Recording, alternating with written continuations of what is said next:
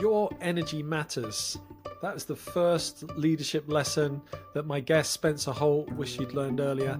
He is the Chief Experience and People Officer at Merlin Entertainment, and he's got a bundle of energy. I really enjoyed our conversation. Welcome to the After Dinner Leadership Podcast. On this episode, we talk about many things to do with leadership. One of the key takeaways for me was associated with energy. Does your energy draw people in or push them away? And I'm sure as you listen to this episode, you'll be able to hear some very practical tips about how you can ensure your energy is more encouraging people to come closer rather than pushing them away. Please take a listen and enjoy.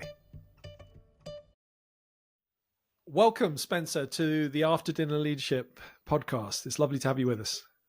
Excited to be here. Name alone makes this a really cool conversation. Thank you so much. And we love to dig in straight away to some questions. And clearly we're trying to set this virtual picture in people's mind of us being around a dinner table. What food reminds you of your childhood? Ooh, that's a great question. I grew up in Alberta, Canada. And if you know anything about Alberta, we're famous for Alberta beef. So big cattle producing. Okay. So like roast beef, mashed potatoes, maybe some Tabor sweet corn, and then some sort of dessert. But that kind of puts me back back at home. I love that. No, it sounds delicious. And if you can imagine yourself as a 20-something, early 20s, what was memorable about you at that age? Early 20s. I mean, look. Actually, I can't even say like I don't look old anymore. Like the more I look in the mirror, I'm like, I actually look older now. So that was 20 was a long time ago for me. But for me, I was actually, so there's two things I was doing in that age period. So one, I went and served a 2-year mission for our church, which was service orientated. We had a message of hope and about Jesus Christ. And then two, I played college basketball for 4 years. And so like for me, I mean, when you're playing college basketball, you're like, life is about like basketball, and you mixed in school, but like, so I was focused on, team performance, and we had a really good time in my university career as well. Amazing. My son-in-law played college basketball as well. It's amazed at the environment and the competitive environment, the level of support and endorsement, and all these kind of things that they got. It was just incredible. Would you have had a mentor figure at that time that you were considered to have had a big influence on you? Oh, that's a great question. It's funny when you say that, two people come immediately to mind. So one is my dad, not of course, but my dad was an incredible mentor in terms of like just decision making, et cetera. And then when we were going to school, I say we, my wife and I were married fairly young at 22, and we actually went to 3 years of university together. We met a family. They had, I think they liked us because they had 5 kids, and we were built-in babysitters, so they could go on a trip and we babysit them. But there was this couple, and their name was Mike and Val Steed, and they were kind of mentors for us in terms of like when we saw ourselves 5 years, 10 years down the road. They were about 10 years older than us. We were like, this is who we'd like to become, and so we would always ask them questions. They would have us over for dinner, and then, like I said, we would watch their kids sometimes. We even did like some vacations, and then they came and visited. We moved around a lot, and they came and visited us like in a lot of places. So those would be kind of my two mentors growing up. That's lovely. That's great. Just going back to your dad for a moment, what's a characteristic that he has that you admired at the time, or probably still do? There's a lot, but if I had to summarize it in two. One, my dad is incredibly humble but confident in who he is, and I love that. Like in terms of humble confidence, and then the second thing is my dad is service orientated. So I had a paper route growing up, and if you've ever been in Alberta, Canada, it's cold in the winters, and in Canada we would deliver papers Saturday morning. You had to deliver them before 8 a.m. on Saturdays. And my dad would always get up Saturday morning with me, whether it was minus 30 below or, whatever. And he was always an example of service, regardless. Now that I'm a dad, you're like, sheesh, man, you would have loved a Saturday sleep in, but but he didn't, and he never complained, and he used those moments to connect with me. And so those are memories. I could still tell you the roads that we would deliver, and then like the sides he would take and the sides I would take. It just, those are the types of things that, have impressed upon me that, hopefully I'm a servant leader as well, but that things that I still remember to this day. Thanks for sharing that, Spencer. It gives us a little nice insight to you and what's happening for you outside of the work. We know you're Chief Experience and People Officer at Merlin Entertainment, and I have a bit of an aversion saying, tell us about your history chronologically. I love a more spontaneous piece there. So the route to find out a bit more about your leadership journey is my standard question. What 3 leadership lessons do you wish you had learned earlier? Ooh, okay. This is hard because 3 for me forces you to like decide, and I'll give you 3. Although if I could, I'd give you 5. So I'll do 3, Great. and if you want 2 more, I'll give them to you. But the one thing that I've learned later on in life is, and I tell people like, your energy matters as an individual, and as your energy, meaning like you're either drawing people in with your energy or pushing people away. And especially like if you're younger in your career or just beginning, like you want to influence people, grow your energy and how people experience you as a person. So that's one.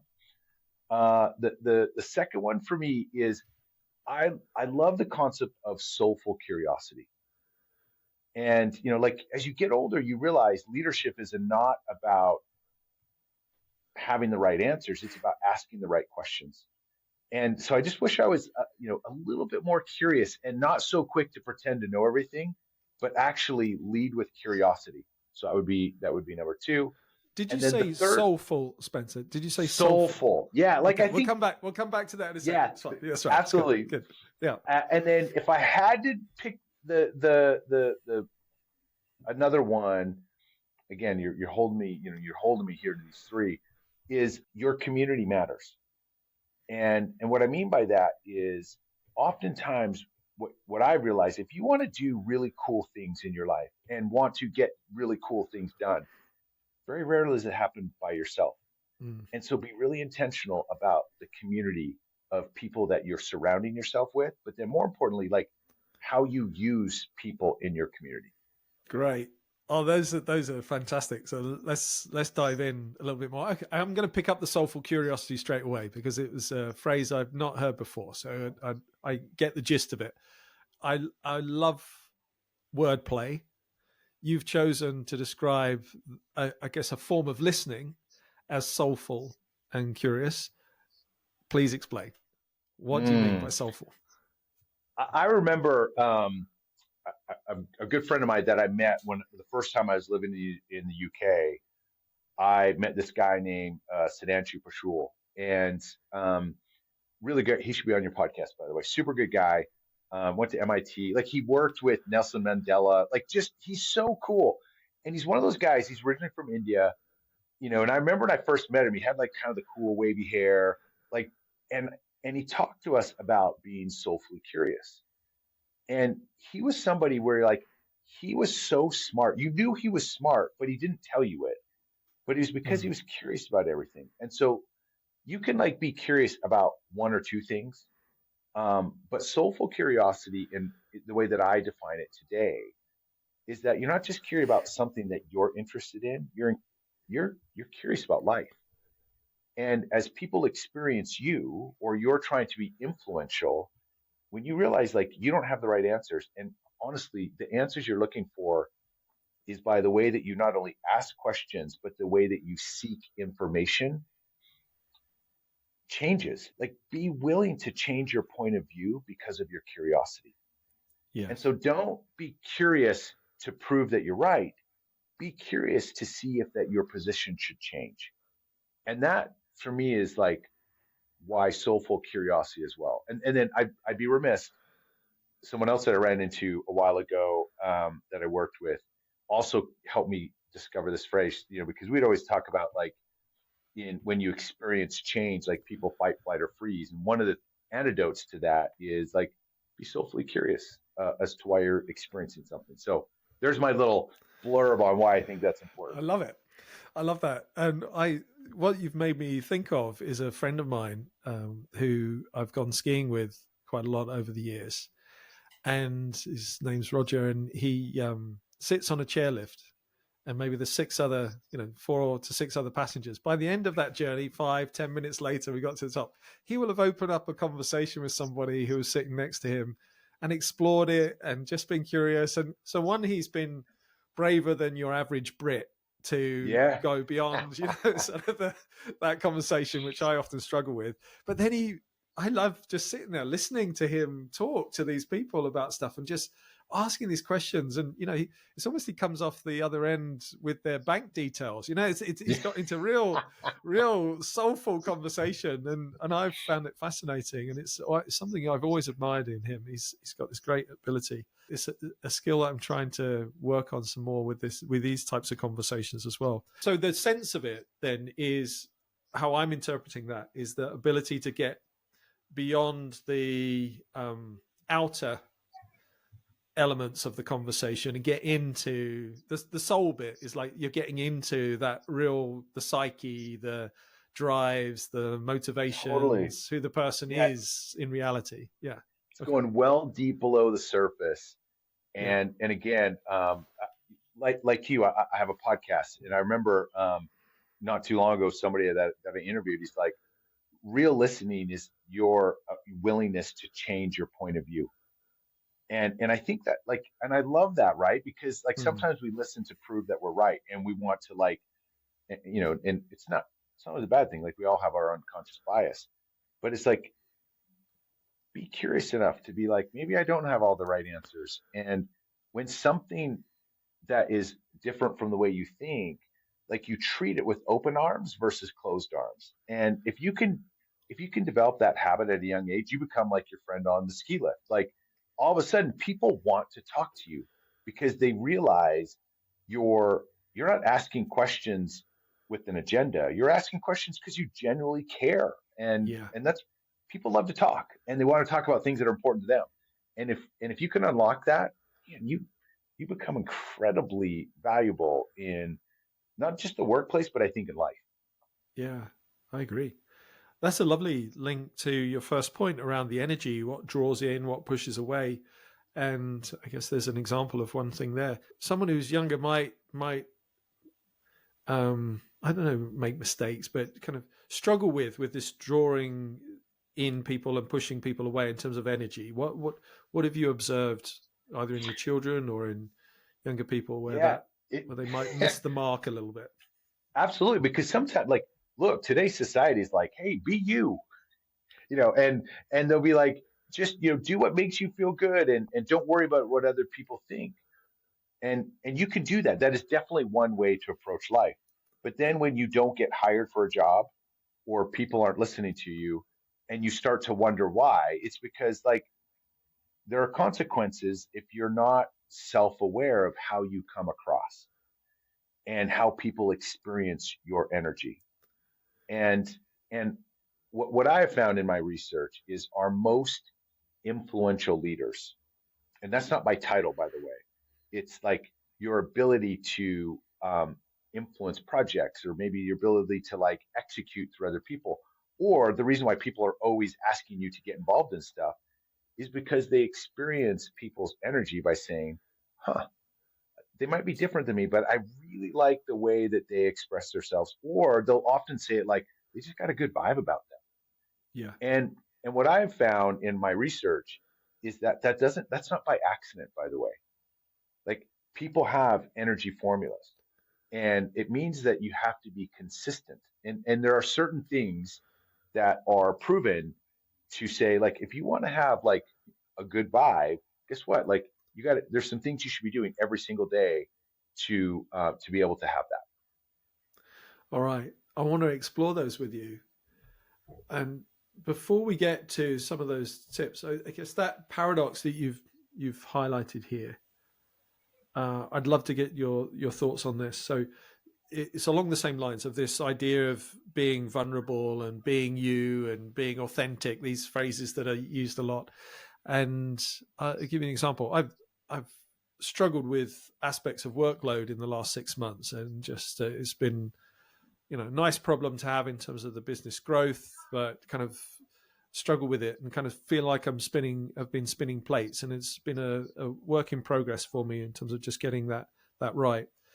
In my inner circle, sometimes I've been quite open about the struggle, and my reflection is that doesn't always send out the best energy. It's an honest account of where I am right now, but it's not necessarily something that will pull people in and say, right, I want to be with you. It's honest, it's vulnerable, it's authentic to one level. Have you got any thoughts about what level of disclosure is appropriate? I tell Any thoughts on that? I totally have a view on it. Like, I always tell people, like, be careful, opinions like elbows. Like, everyone at least has two, most people, like, but so if you think about, like, to your point, it's like, by the way, because life is not always, grand, and you're always like high energy. Like, to your point, like, oh my gosh, I'd love to tell somebody where I'm like, I got a lot of work on my plate and I'm grateful for it, but I'd love to be able to express. And it's why, if I had to give a fourth, which you didn't let me have, there's only three things, but if I had a fourth, it's like I always have people like be super clear in your purpose of who you're trying to become. And when you help people articulate your purpose of a real clear, like, Stephen Covey, begin with the end in mind, like, know who you're trying to become, it helps you in your articulation of what you've just said, like when you're being overwhelmed, but you're also really clear in what you're trying to cause and who you're trying to become. I think you articulate it differently. So there's a way of saying, like, I am burnt out and I'm miserable right now, or it's like, oh my gosh, I'm super grateful for the amount of work that I have. It's a lot right now, and I'm trying to figure it out. Do you have any suggestions on how you could do that? Like, all of a sudden there's a conversation of you being overwhelmed and searching soulfully for solutions, or just saying, life is miserable right now and I'm too busy. Because some people will be like, man, I'd love to have your problems. And so I think I love this, like, cognizant feeling of being intentional in who you are trying to become and your brand as an individual. Now, that doesn't mean like you don't ever let down your guard. You're still being authentic. You're just being intentional about your authenticity, and then more importantly, how you communicate it. There's a cool book I read, actually, like when I was, probably 15 years ago, Many Communicate, Few Connect. And it was by John Maxwell. But he talks about, like, your ability to connect is how you start to communicate with others and how you articulate maybe sometimes frustrations or problems. Yeah. Thank you. Appreciate it. So let's come back to that list then. There's a list here. I can feel it with regards to the energy and what are some of the things on there? I'm not going to give you a number, Spencer, but not too long, because I want to jump to that purpose thing. Absolutely. What are the key things? This is not a finite list. I'll give you a couple key things. So the first one I always do is and this is in loads of research and loads of books. I'm not saying anything new here, but maybe it might be helpful as a reminder. It's like people that have good energy start their day with some sort of gratitude every single day. Gratitude, just like it does something to you in the world, it increases the way you view the world, your ability to empathize with other people. And there's so many ways you can, like, demonstrate daily gratitude, like prayer. You can do it through sending a text message every day. Like, I love to do with the exercise, like, hey, if you're listening, send a text message to somebody that you love and express your gratitude for them. And if you think about today, 1 in 4 people suffer with some sort of mental, disorder or anxiety or stress or something. Like, 1 in 4. Like, be great. Start your day with gratitude. Do something for somebody else and watch how it impacts you.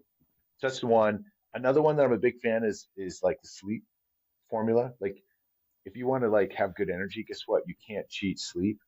And so many people are like, oh, I can't do, like if you study what helps people sleep, there's so many great tips. And what I find when I do a lot of coaching is most people don't try to actually improve their sleep. They just talk about it. But if you really want to change your sleep pattern, number one, stop sleeping with your phone by your bedroom. Like, if you have a phone by your bed, it ruins your sleep. There's loads of stuff on there. Like, take it away.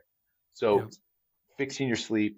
Another one that I'm a big fan of, good friend of mine, his name's Scott O'Neill. wrote a book, Be Where Your Feet Are, which means like put your phone down, keep your head up, like being more present, reducing distractions when you're actually interacting with somebody, whether it's in person or on the phone. Like that one today, because we're so wired, is such a key one. Like be where your feet are, remove distractions. So there's three quick ones. I could list off Love it. 4 or 5 more, but hopefully I that love it. helps. Yeah, yeah, that's it. It does. I think there's a really helpful insights, and I found in a leadership position years ago when things were getting a bit overwhelming, I made a purposeful action that I would go to meetings looking for something to write a thank you note for. Oh, I like that. And my mum has she passed away a few years ago, sadly, but she used to write Sorry. thank you notes all her life, and so it was in my consciousness, and I picked it up at that point, and it made a massive difference to the kind of frame of mind that I'm entering into the meeting. Yeah, I'm going to write a thank you note to someone at some point today. Who's it going to be? You know, and I've found that to be a really helpful way to see the whatever's going on in a slightly different lens. I Yeah. love that. Because to your point, you listen more. You're so much more engaged. And then Mm. what it does to that person is like I'll sometimes get a thank you note, and I'm like, it's so heartwarming, and it changes. By the way, that last thing about energy, what's interesting is it doesn't mean like sometimes I'll ask people like energy on a scale of 1 to 5, like what is it? You don't always stay at a 5. Like Yeah. recognize it's okay if you're at a 2, but I always say like, but don't stay at a 2. And like go back to your formula and say, am I doing those things that can help me move from a 2 to a 3 or a 3 to a 4? And I just think like it doesn't matter what age you are, to be fair. Yeah. But what we do know is like it matters. And if you want to influence people, take inventory of where your energy is and how people are experiencing you. Fantastic counsel. Now, wrapped in all of that, there was also this fourth item, which is around being super clear in your purpose. And I can't let that one drop either. We'll come back to the community bit in a second, but this idea of super clear in purpose, because that was a great response to some of my earlier query. Again, I'd love your thoughts in how do we find that? I've had this conversation over many times over the last few years. It's an area of particular interest of mine. I'd love your take on it. How does somebody Yeah. do that?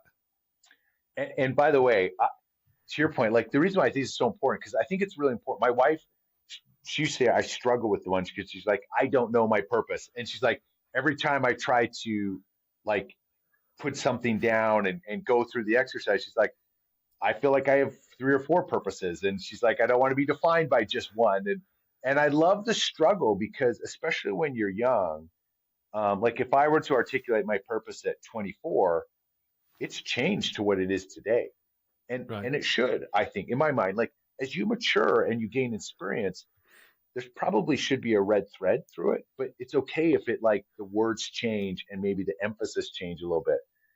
But I think it's important to understand like who are you trying to become so that it helps influence your decisions that you're going to make and what jobs you're going to take and what opportunities or industries you're going to go for. And one of my first podcasts was with the CEO of Duke Corporate Education. His name's Michael Chavez. Super smart guy, really cool. And I was so excited to have him on. And he did a ton of work on purpose. And he'll say, like, when you think about purpose, he's like, think about what you're really passionate about. And we draw this circle around passion. And then he'd be like, okay, now do another circle and think about what you're really good at. Like, as an example, I could be totally passionate about singing. I'm a terrible singer. So I'm not very good at it. So then I need to think about, okay, wait a minute, what am I really good at? And then he's like, on another circle, you put down like, what does the world need more of? And then in the other circle, he's like, you kind of make a little 4 circles. And Yeah. then what do you want your legacy to be? And in the middle, somewhere sits your purpose. And so as you answer those questions, all of a sudden you can start to articulate um, something around a purpose of who you're trying to become to help guide your decisions. Now, I've refined that process over the years to kind of make like I have my own little one that I do with my Yeah. coaching. But it's this process of saying like, if you don't know who you're trying to become, no one else does. And you would, a really good friend of mine would say like, look, you're writing your story as you go. It's like, just don't let someone else hold the pen. And so it's like, be clear in your purpose so that you make the choices and don't let somebody else make them for you. For me, like, so my purpose today is super simple. And it's been refined over the years. So grow myself, grow my family, grow leaders all over the world. So I've refined it to like, look, it's 12 words. And so for me, I wake up and that's that's how I know whether or not I'm like, so, this morning I had train time. Like, what was I do? Like, so what was I doing to grow myself? So, like for me, I do a little bit of reading. I listen to a little bit of podcast, like on my way to the thing.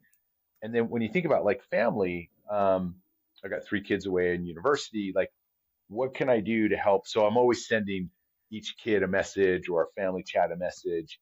Um, and then, when you think about grow leaders throughout the world, my job, I love my job. Like I'm in a position where I get to do that. That's why I'm like saying yes to this podcast. I'm like, it's a chance to maybe help give some insight that might be useful to leaders Yeah. in their journey at some point. So I use any opportunities that I have and I'll ask, does it help these three statements in my purpose? And it helps me make a better decision. Thank you for that insight. Appreciate it. And yeah, I think there's a great opportunity to spend time in that in the early years, but also if you are in your 40s or 50s to invest in it now, if you haven't done Uh, it too. But yeah. Totally. Well, and especially like, look, I've got young kids, meaning like um, in their 20s. And I think it's hard to come up with a purpose in your 20s, by the way, Hmm. because you're kind of still discovering what you like to do and what you're good at, which is okay. And so what I love about early on is like, don't be afraid to take some chances because those chances will help you decide what that looks like. And I think that the thing that I would recommend to people though is just take time to pause and reflect so you're being intentional. Like, what did I learn from this job or what did I learn from this decision? How does that impact my purpose and what I'll do on my next choice or decision? Great. Thank you.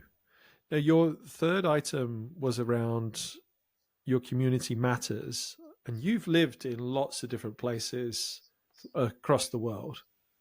So you're coming into a new town, a new city. How does that lesson get established? I guess. How does that community? What do you do to connect with community in a new location? Yeah. So a few years ago, my wife introduced me to this book called Willpower Doesn't Work. It's by Benjamin Hardy, super cool guy. And in this book, he references like your environment shapes who you are. And I always remember that thinking like, no, no, no, I can help shape my environment. Like I was like, no, no, I'll be the difference. And and actually, I think he's right. Like it doesn't matter how how charismatic you are or how strong will. He'll be like, or like how hard you try. Eventually, environment wins. And what he says is like, so don't fight the environment, just change it. Like, don't be constrained by your environment. And he does this. He references a study of fleas, and I don't know if you've heard of it, but it's like Yeah. the fleas that like jump high, and then they put them in a jar, and the fleas get conditioned to jump the height of the jar. And then it's not until you put these fleas back with other fleas that they'll jump higher and higher. And so I've learned no matter where I go or where I live, make sure I'm associating with people that are jumping higher than I am and will help me see what I don't see about myself. And so, I mean, everyone, not everyone, but most people will be like, oh, you become you're influenced by the 10 people you spend the most time with, which is true. That's your environment. And so for me, I'm like, I really try to like build a community that says, are there three or four people that are stretching me further than I currently am and will keep me out of my comfort zone? And so it's why, especially, and actually, it doesn't matter what age you are. I think this applies. Like, so I'm always building a network. Um, And that could be through my community, through my faith, through my work, through my friends. And it's part of the beauty of life because I love people. Spencer, you have drawn me in. Your energy has drawn me in. What a great conversation. Spencer, I want to take you back to your 20-year-old self that we spoke about at the beginning of the conversation. What counsel or advice would you give to him if he was sitting in front of us now? I love that question because looking in the rearview mirror is always easier than looking in the windshield moving forward. I think for me, I think I would try to. It's two things. It's the balance of how do you exercise patience. I mean, I remember I got married young, so I was like, okay, I got to make a ton of money, and I want to I want to become this really quickly, and I don't think social media helps that today. I think there's something about being patient in your journey and not worrying if you make so much money on your first job or even your second job. But recognize you can learn if you're working for somebody that maybe you don't think is the right boss or the right leader. Like focus on things you are learning, but then balancing it with this like opportunity to take courageous choices that align with your purpose. And I think if you can get those two things in partnership, that's what I would tell people to really focus on. But patience is hard for a lot of folks today because we want so many things so quickly, and so that would be my my guidance. And then also, sorry, wrong sentence, I know, but I'd pull in my third thing, like have a community that you can bounce something off, a mentor that can just not answer the questions for you, but can maybe ask you the right questions to help you maybe see some things that you're not currently looking at. Thank you so much, Spencer. Lots of great wisdom there. Appreciate you sharing with us. If someone wants to explore these some more, just what's the name of your podcast that people can listen to? Yeah, absolutely. So musings? Small things make a big difference. Like you, Simon, in fact, I'll have to have you come on. I interview leaders all over the world, and like you, we just share things, which is one of the greatest things. Like about, I think these podcasts is it's about just helping people be more intentional in who they're becoming. And so, small things make a big difference. Check it out. Simon will be a guest soon. And I recommend it as well. I've listened to a couple of episodes and I really enjoyed your style and your insights. Thank you for sharing that. And if anyone wants to reach out in other ways, how do they best get in contact with you? Yeah, so I'm active on LinkedIn, so I'm always posting stuff, and then I'm also on Instagram on Spencer_Holt Leadership, and you can message me, follow me, do whatever, and again, I'm always trying to build a community of leaders. So, thank you, Spencer. I will align to those to the Instagram page. I love that. I found that really helpful. I guess one of the reminders for me, and actually reinforce the importance of really checking in that my energy is aligned with my purpose. And that's been a good reminder today. Just have some reflection time on that, making sure that's the case. Thank you. Amongst other things, that's been my key takeaway from today's conversation, which I appreciate. And for me, Simon, thank you for sharing the thing about your mom. Like what a great reminder for me, and then hopefully for all of us. Is like there's like going to a meeting that you're going to send a note. I literally have cards in my backpack that I haven't used forever, and you've inspired me to bring that practice out again. So thank you. Good man. Great. Well, I look forward to another conversation at another time, Spencer. And thank you so much. It's been lovely to speak with you today. Thank you, Simon. Speak to you soon. Thank you for joining us at the After Dinner Leadership Table, and trust that you've got good value from listening to this episode. Thanks for being here. One question for you. The question is, so what? What will you do with what you've just heard? And here's a few suggestions. Number 1, lead with more purpose. 2, mentor with patience. 3, share with pride.